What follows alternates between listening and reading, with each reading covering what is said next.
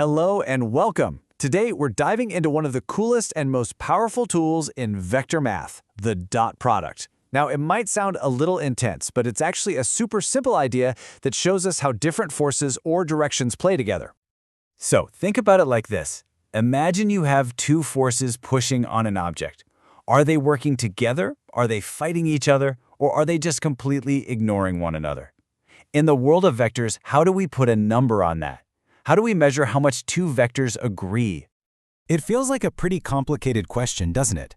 But what's so amazing is that the answer, well, it all boils down to just a single simple number. One value tells you the entire story of their relationship.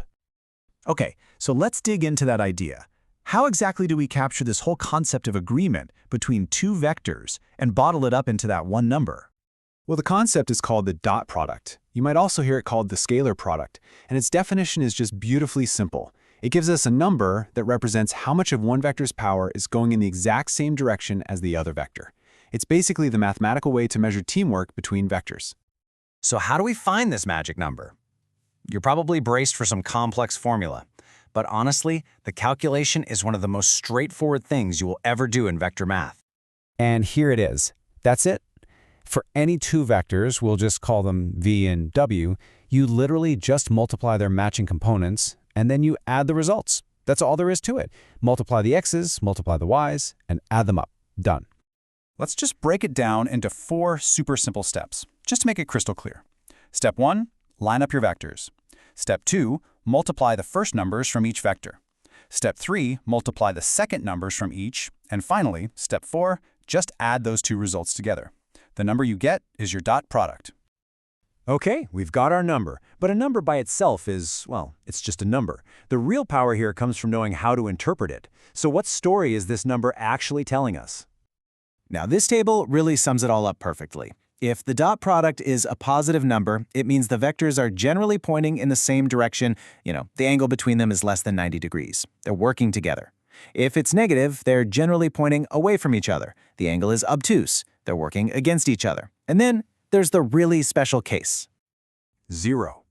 In the world of dot products, 0 is the most important result you can possibly get. It's not just some neutral middle ground. It's a very, very precise statement about the vectors. And here's the absolute key takeaway.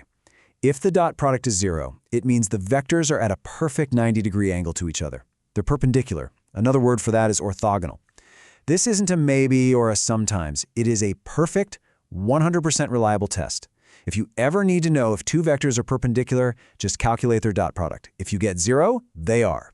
End of story. This brings us to the ultimate payoff. See, the dot product doesn't just tell us if the angle is acute or obtuse or a right angle. It actually lets us find the exact angle between any two vectors. And this formula just lays it all out. The cosine of the angle, theta, between two vectors is simply their dot product divided by the product of their magnitudes or their length. With this formula, you can find the precise angle just by knowing the vector's components. It's incredibly powerful stuff. And here is a fantastic piece of advice from the source material that helps keep this all straight.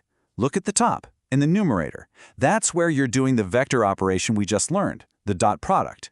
But down below, in the denominator, you're just doing regular multiplication. Why? Because the magnitude of a vector is just a simple number representing its length. All right, let's wrap this all up. Let's assemble our dot product toolkit. What are the essential things you absolutely need to remember about this fantastic little operation? Okay, so let's do a quick recap. First, the dot product boils a relationship between two vectors down to a single number, a scalar. Second, the sign of that number tells you if the vectors are generally on the same team or working against each other. Third, a result of 0 is your perfect, foolproof test for perpendicularity. And finally, this simple calculation is the key that unlocks the exact angle between any two vectors. So, we've seen that the dot product is all about measuring agreement and projection. It answers the question, how much? But vectors have another type of product, kind of like a sibling, called the cross product. So if this one measures agreement, what could that one possibly be measuring?